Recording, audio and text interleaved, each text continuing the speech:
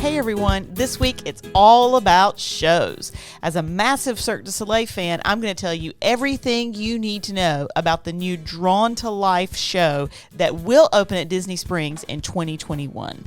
And I'm going to take you back in time to talk about one of my all-time favorite shows that sadly is not around anymore at Disney, the groundbreaking phenomenon that was Captain EO. All that and more on this week's show. Hello out there, podcast family. Welcome to this week's show.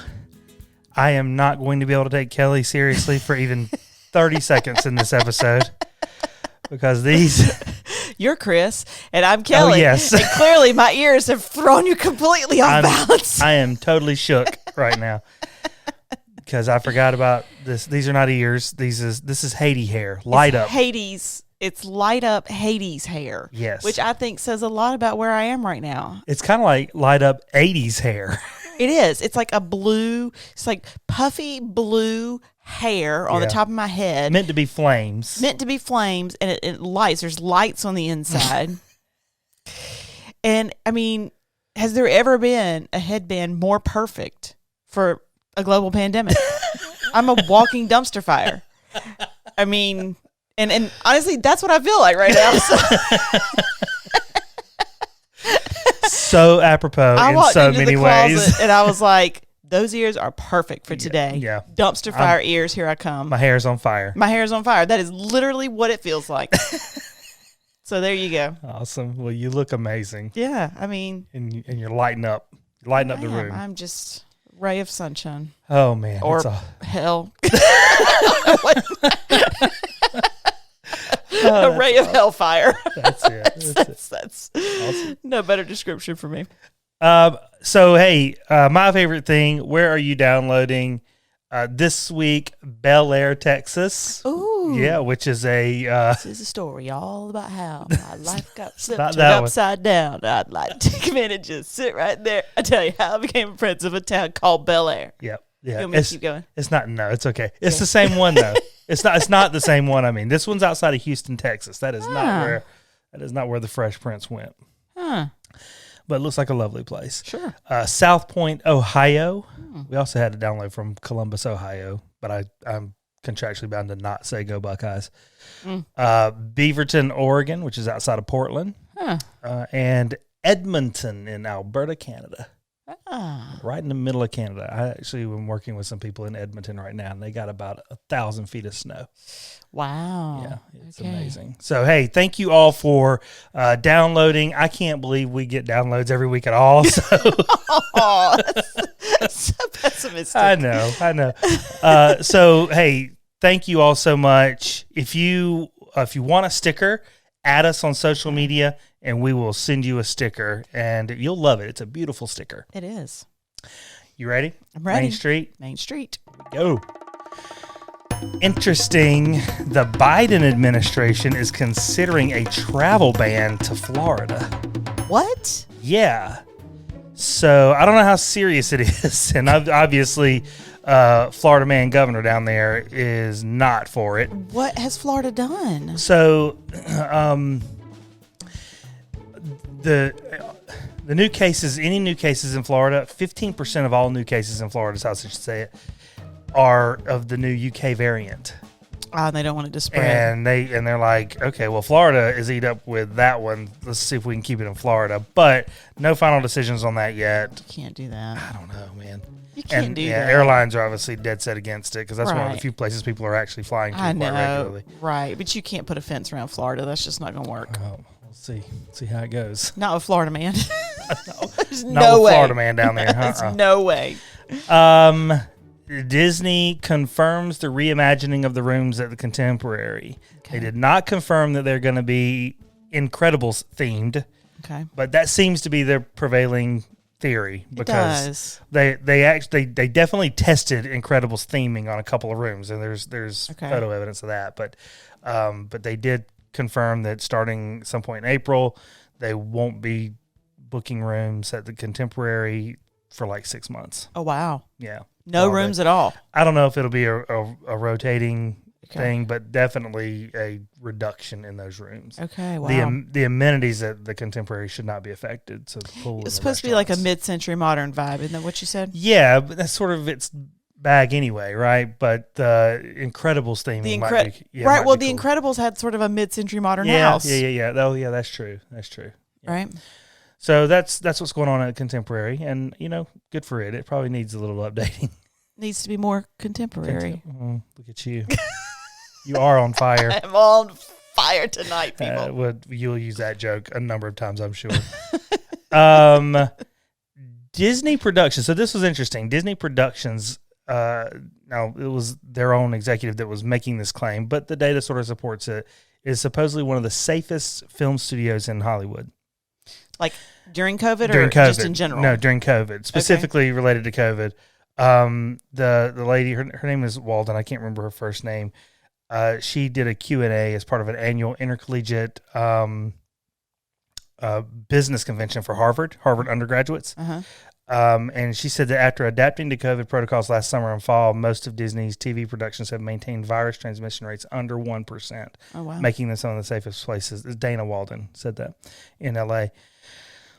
Walden noted, this is great, that the ABC soap General Hospital was the first studio show to go back in front of cameras last year. Wow. Yeah. I mean, and I meant to look up how long that thing's been around, but gosh, General Hospital. I was a raging General Hospital fan. I think I remembered that, yeah. It really was. She said the fast-paced production on a daytime soap opera proved to be a good place for the studio to learn how to apply COVID standards safely. Wow. She said they just get so much done because of the production cycle of that show. It's just a machine. And so we got to learn so much about best practices. I believe it. Yeah. Yeah. It's a daily thing. Yeah, man. And I mean, how long has it been around? The 60s? 50s? Gosh, 60s? I mean, Luke and Laura have been on again and off again for it got to be a century. Luke and Laura must be 120. They got grandkids. They do actually. Luke and Laura's got to be 120. Oh Lord. Yeah. So, do you remember the Leaving a Legacy monuments at EPCOT? Yes. Yeah. So they moved those out, and they've been sort of doing something new with them. They're now outside the main entrance at EPCOT, but they just unveiled where they are and how they're going to be displayed now. So now it's more like a sort of a meandering wall. They've added some color to it. Yeah, I saw the pictures. I didn't realize it was outside of the park. It's right outside the main entrance. Okay. Yeah. And like they've got barcodes so you can scan. It'll tell you where to find your. Oh, now that's fun. Where to find your picture. My folks have theirs on there. Now that's fun. Yeah. Yeah. So if you put your face on the Leaving a Legacy, there's a cool way to go see it again. That's cool. That's very cool. It looks good. They need to take a selfie with it when they go in April. Yeah, that's true. We need to tell them about that because it looks good. Yeah. It looks really good. The first topiaries are starting to arrive for the Garden and Flower Festival. Okay. It's still a couple of weeks off. They're still doing the Arts Festival right now, but they've started putting. I saw a beautiful like butterfly topiary, and they started building the butterfly tent. You know that they always have there for the Flower Festival. Okay. So at the Walt Disney Studios Park at Disneyland Paris. This is the other park at Disneyland Paris. Okay. They're about to open up an attraction called Cars Road Trip. It was going to be called Route 66 Road Trip. And guests basically get a glimpse of the sometimes quirkiness of the famous American Route 66 on this attraction. Okay. But what's interesting is it uses some sets and attraction elements of the old Backlot Studios tour from that I went on that's years interesting. Yeah, way back I've been in on Hollywood that tour, Studios. yeah. And I think that the Paris attraction had the same Catastrophe Canyon. Remember Catastrophe Canyon? Yeah. Where the truck blew up and the water comes out of the water tower. Well, all that is still there, and they've just rethemed that truck as Dynaco or whatever that gas company was in the Cars movies, and the water tower is repainted that way too. I don't know if it actually does this, if it acts like Catastrophe Canyon, but in any case, this attraction is now there. I'm just fascinated at the fascination other nations must have with us. Right. Why would Paris want Route 66? It's such an interesting thing. To me, anyway. I guess Disney is a very American thing. Yeah, I guess so. And And so it if you gives go them to a glimpse Disney- into. Yeah, if you go to Disney, even in an international location, it should still be American. I guess.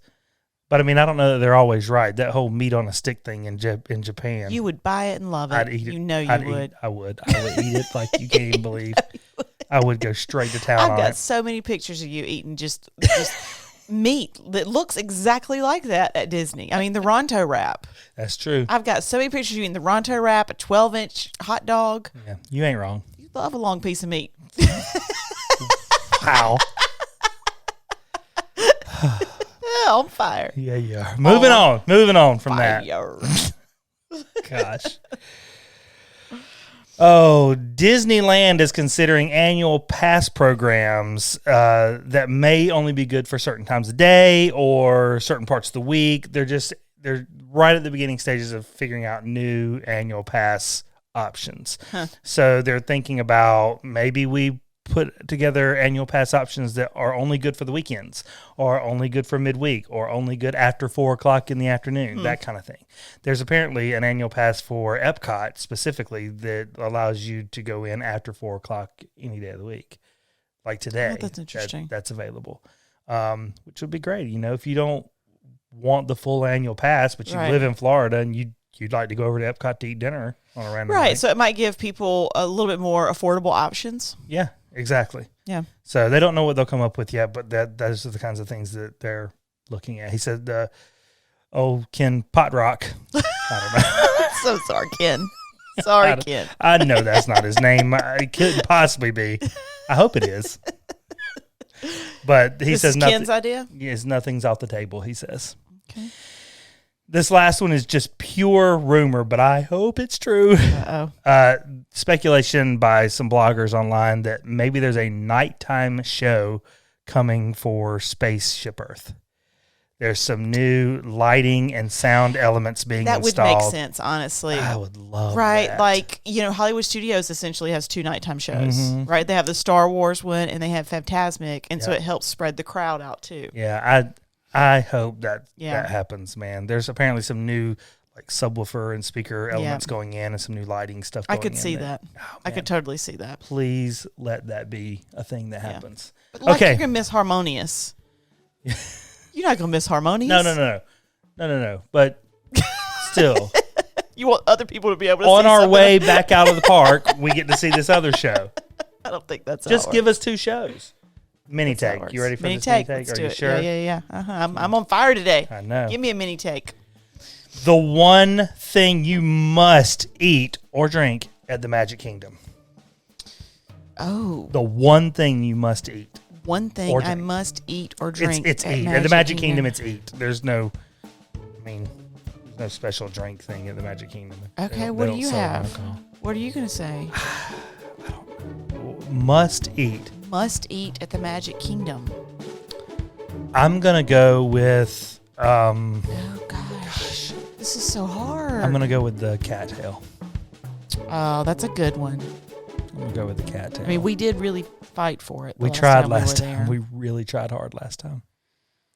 Oh gosh, must eat at the Magic Kingdom. Cattail's good for sure.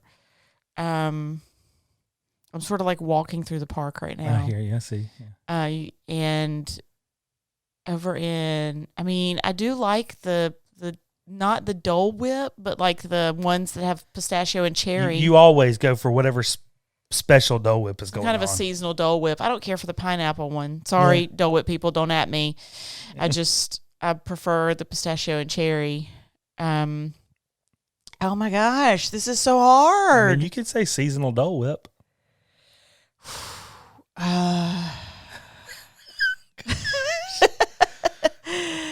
This is hard. You use the phrase "long piece of meat," but yet you're stumped. This stumps you. This makes you speechless. It does. This makes me speechless. Yeah, I mean, I'm gonna go seasonal Dole Whip, which I think that's such a lame answer. The thing is, the last 3 times we've gone, That's what you've gotten. It is what I've gotten. And I mean, we were asking cast members for that cattail last time. So the cattail is a strong contender. All but begging for it. I'm just trying to come up with something different than you. Well. If Casey's Corner was open, I would say cheese fries and a mint julep. Okay. Well, that's fair. It's not going to be closed forever. Right. All right. Yeah. Well, okay. Well, finally. Good answer. I've always wanted to try Gaston's cinnamon roll. Cinnamon roll. I've never tried that. Those antler dipped in Stupid bacon lunching cheese. pad never has the jalapeno cheddar pretzel. They're hardly ever open. You are in a place. I'm man. in a place tonight. Don't give me. Well, give me any it's trash. your turn for Tomorrowland. Are you ready? Well, bring it. I'm ready. All right. Rock and roll. So we're going to go over to Disney Springs tonight, and we're going to talk about Cirque du Soleil's Drawn to Life. Oh, boy. I'm just going to sit back and listen. Yeah, you better, because I've got so much information. So I am a massive Cirque du Soleil fan. You are. Massive. We saw the first Cirque du Soleil show that came through Charlotte, I want to say in the early 2000s. Yeah, that was a long time ago. Yes, and after I saw that first show, I said, it is my life's mission to see all of the Cirque shows. And I've seen a lot of them, but not all of them. And so we had reservations for Drawn to Life when it was supposed to open in April of 2020. And then, of course, they closed it. All the Cirque shows are still closed. So we're just going to talk about I'm going to give you the history of Cirque du Soleil and sort of talk about how it came to be. We'll talk about a few of the shows I've seen. And then I'll tell you what Drawn to Life is going to be, because they have now confirmed it will open in 2021. Beautiful. Okay. So Cirque du Soleil is originally from Quebec. So that's why a lot of their shows are in French. Yeah. Right? Which I love. I love that. I don't speak French, but I love that. They call it redefining the circus. If you have never seen a Cirque du Soleil show, I'm going to say that definition grossly undersells it. Call it a circus. I mean, it's not even I don't call it a circus. Right. But I get what they're going with there. The first one we saw was Kiram. And it was a traveling show under a tent. Yeah. So a lot of their traveling shows are under tents, which I just really Real love. old-fashioned feel. I love it. So here's what I love about Cirque shows. First of all seats are good seats, especially ones under the tent, right? It's a small venue. It's done like in the round. So you're sort of around almost the whole stage, almost like 75% of the stage has seating around it. They actually come out into the audience for a pre-show. The audience interaction is amazing, but there are no bad seats at a Cirque show. Right. You don't have to understand the language to love the story. Mm-hmm. It is beautiful. It is mesmerizing, and you will find yourself gasping. Yeah. I mean, I'll be honest. Sometimes, I can be a little bit obtuse on these things, and I come out of there having no idea what happened in the story. I don't think that's rare for a Cirque show, honestly. And I still love it. I think a lot of people come out saying, what? Yeah. Well, it was awesome. Whatever it was awesome. It was awesome. Yes. The acrobatics are world class. Oh, yeah. And I think it puts me in like a mentally meditative state. I mean, you know that sometimes at concerts I can fall asleep. You do. You don't, it's not you can, you do. Blazing hot, loud music, and you just are conked out. There's something about it. Like I fell asleep at a Bon Jovi concert. Yep. and I love Bon Jovi. That's my favorite band. But there's something about just being fully immersed and surrounded by that. It makes me so relaxed that I often want to just fall. And it's just a little power nap. I don't fall asleep while they're singing their important songs. But anyway, so I think Cirque does this same thing to me. It puts me in like a mentally meditative state. And it is unlike anything else I've ever seen. Anything in the world. There is nothing that you can compare to a Cirque show. And you can't compare each of them to each other either. You can't. They're all completely different. So let's go through a little bit of the history. First of all, it was started in the early 1980s. I mean, this has only been around for about 40 years. Yeah. I remember they showed one of the earliest ones on HBO way back in the day. Okay, that's cool. Yeah, you can find some of the Cirque shows like on TV. So it started as a group of street performers near Quebec City. They would do juggling, dancing, fire breathing, music, and they walked on stilts. People called them the stilt men. In 1984, Canada was celebrating the 450th anniversary of their discovery, and a member of the group thought it would be fun to take the show on a province-wide tour, giving people a glimpse of the future of the circus while reflecting on the history of their storied nation. Wow. And so they renamed the troupe Cirque du Soleil for this tour because they said the sun symbolizes youth, energy, and strength. So I guess that translates as Circus of the Sun. Mm-hmm. Okay. By 1987, they were touring in the U.S. They started at the Los Angeles Festival and then sold out shows in San Diego and Santa Monica. Yeah. Like 7 years. This is 7 years in. Yep. In 1990, they started their first overseas tour in Europe. Wow. 10 years in, and they are officially worldwide. In 1993, Mystere became the first permanent show in Las Vegas. Mystere. Gosh. I've seen Mystere. It's so good. And O is also at Las Vegas, and I've seen that twice. So good. You like that one. Fun fact, y'all, O is, I think, one of my favorites by far.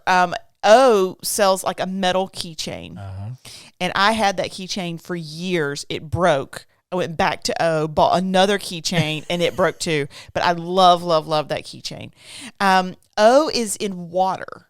Yeah. And so people go up really high, and you're looking at the stage, and it looks solid, and they jump off, and you gasp because you don't realize that the stage has dropped, and it's now a water tank. It's incredible. You spend literally that whole show.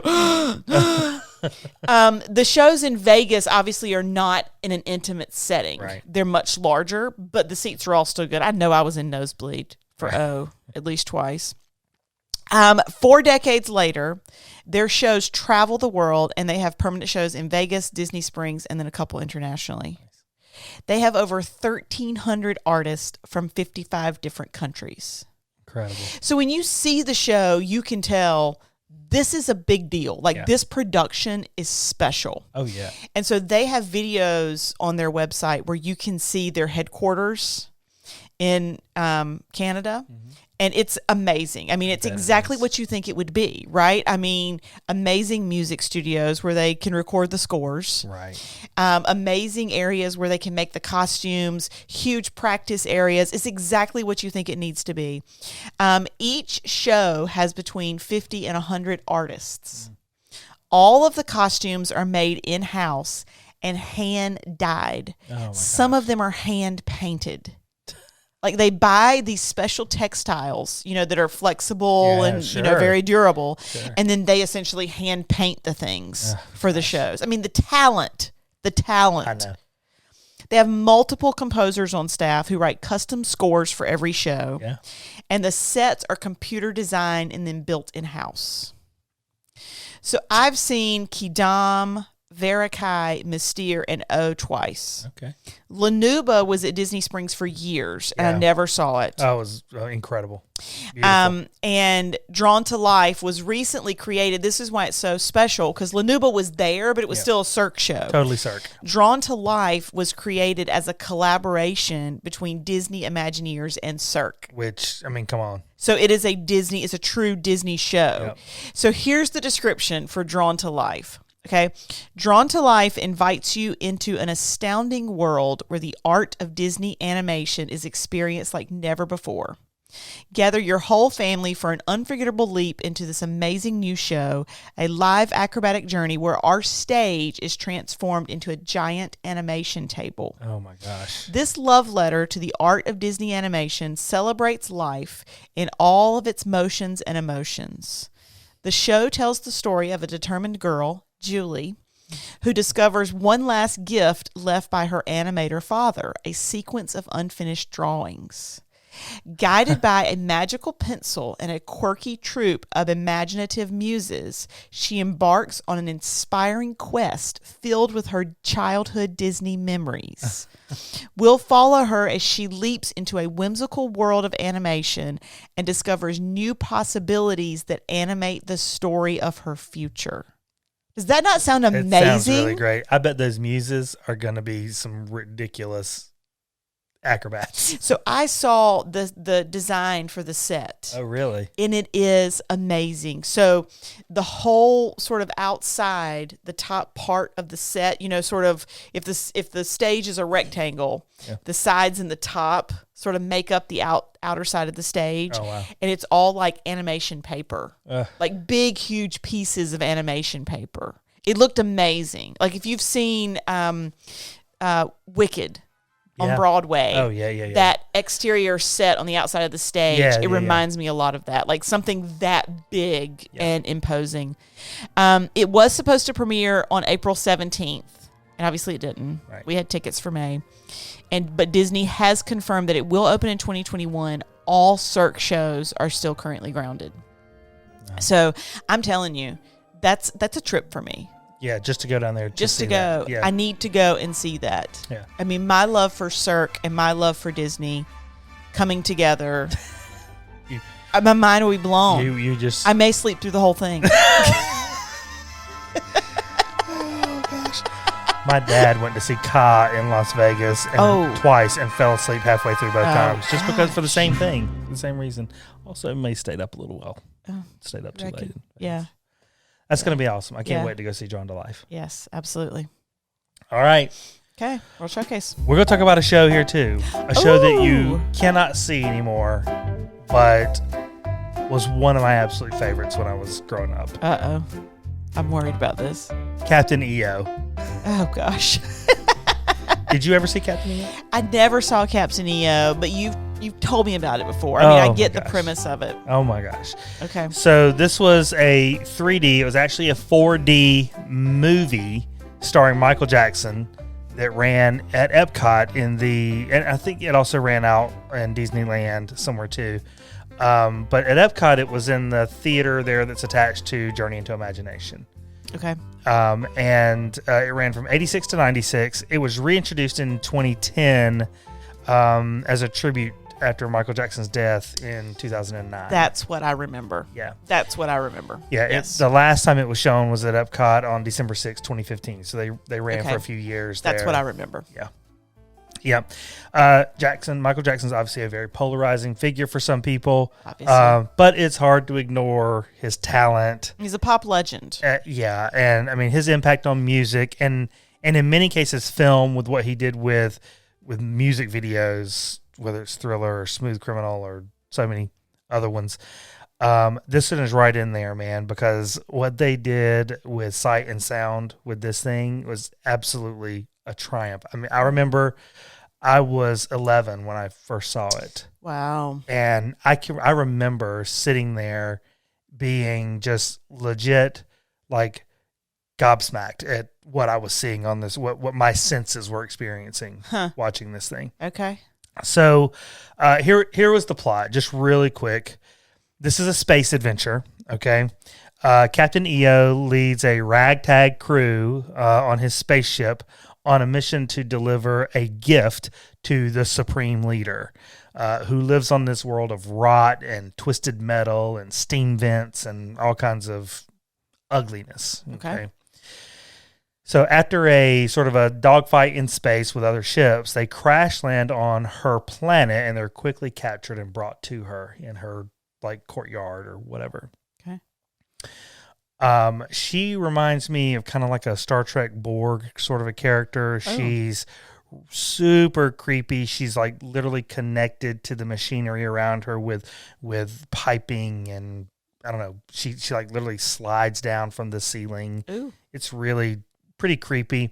She's, it's 3D, right? And so she's got these long clicking fingernails that they bring right to your face. Oh, wow. And she's herky-jerky in her speech patterns and movement and everything. That is creepy. She was really creepy, especially for 11-year-old Chris. Mm.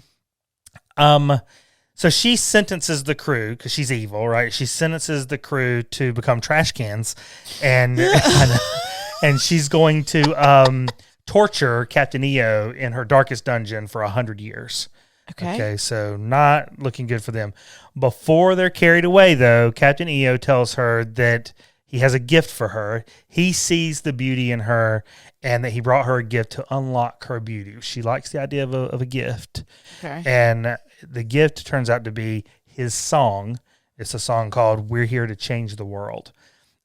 His crew spring into action because they're not just a crew; they're also his band, of course.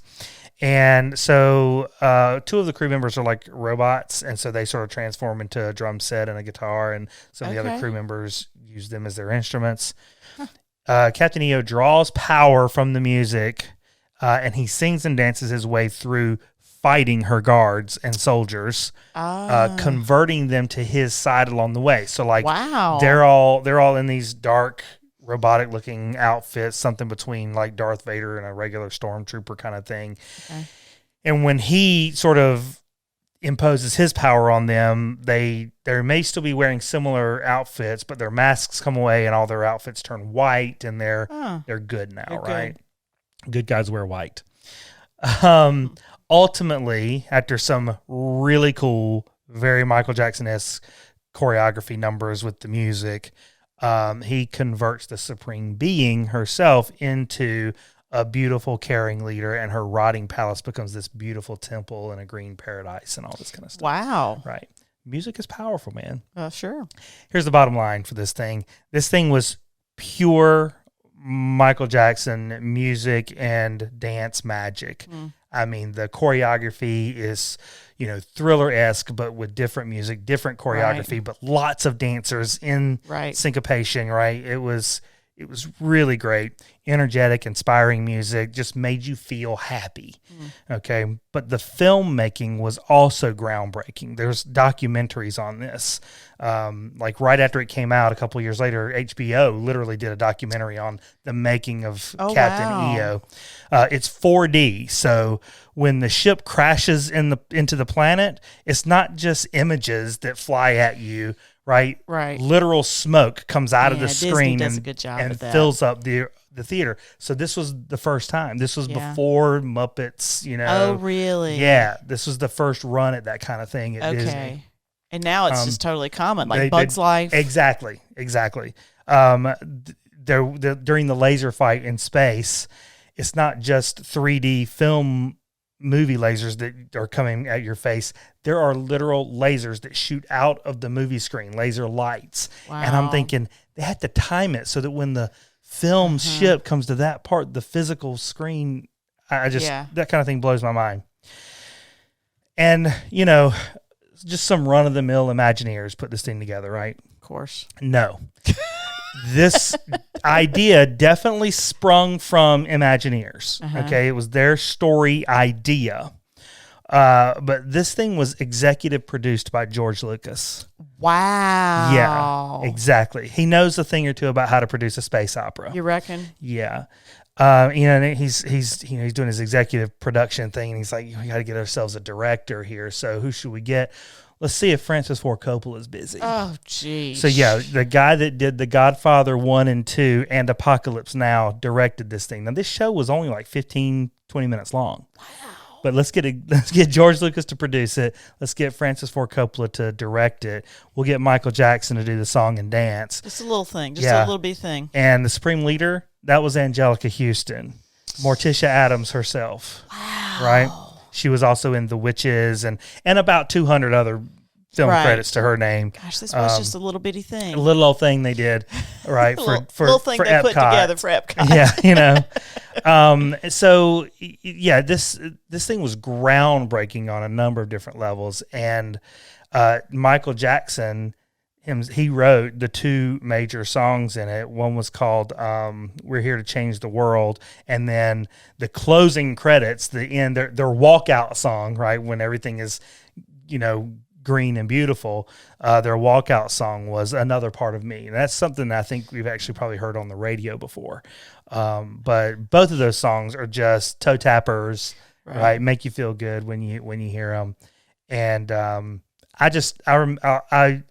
I remember just being blown away. Me and my grandmom, all my stories are me and my grandmom, right? But I remember her telling me, there's this new show. It's 4D. Things actually come out of the movie screen, and then when when you get there, if it lives up to the hype, then it's something special. And this Right. thing is crazy. So you can actually go on YouTube and type in Captain EO and watch the whole thing. Oh, wow. Yeah, Okay. yeah. People have, and they're pretty good. There's a lot of different versions of them, and some of them are actually pretty good quality. Yeah. So I would, if you never saw it and you want one of those things that's not terribly long, but it'll bring an automatic smile to your face without you having to work on it. Yeah. Captain EO will do that. So I would highly recommend going out Wow. to YouTube and searching on that. So why did they get rid of it? I think that eventually even that technology got old. Okay. And they always have something in that theater. They had something there the last time we were there, but I don't remember what it was. Actually, the last time we were there, it may have been something related to the holiday festival that they were doing in that theater. But Okay. yeah, it's So what year did you say it launched? 86. 86. And then 86. it ended when? 96, and then So about 10 years. 10-year run, and then in 2010 they brought it back as a tribute, and it ran for about 5 years there. I saw it then too. So Wow. we would have had to have seen it together. We would have had to see it together, but you know how I am. I do know how you are, honey. I don't think I saw it. I'm pretty sure I didn't see that. I'm almost positive we saw it together. Yeah, I'm pretty sure we did because I remember you getting really excited about it and me being like, Captain EO, that's not Disney at all. That doesn't, like, what Disney character is that? It's Captain EO. Wah, wah. Oh. So I'm pretty sure we saw it together. Yeah, that's my girl. But I don't remember stuff. I know you don't. I can't remember everything. Yeah, it's just so full. It's just so full. I can't possibly remember everything. All right. Well, folks, that is our show for this week. Hope you enjoyed it. If you did, do us a favor. Run out to iTunes. Type up a little message about how great, how happy this show made you. Leave us a rating. And we sit back and we watch all the other people come to our show because you left us such a great review. It really does help, y'all. I can't say that enough. And if you're looking for more things Disney, please visit scfadp.com. That's S for Super, C for Cali, F for Fragilistic, A for Awesome, D for Disney, P for Podcast. We just put out a bonus episode last week on the Nomad Lounge. Whoop, whoop. And I'm telling you, that's one of my favorites. So if you haven't seen that yet, be on the lookout for it. That's right. Run out there, check that out on YouTube. Subscribe to our channel, Supercalifragilistic Awesome Disney Podcast. Check us out on all the socials, Instagram, Twitter, Facebook, at SCFADP. The more the merrier out there, man. Absolutely. We would love to hear from you. And with that, we hope to see you real soon.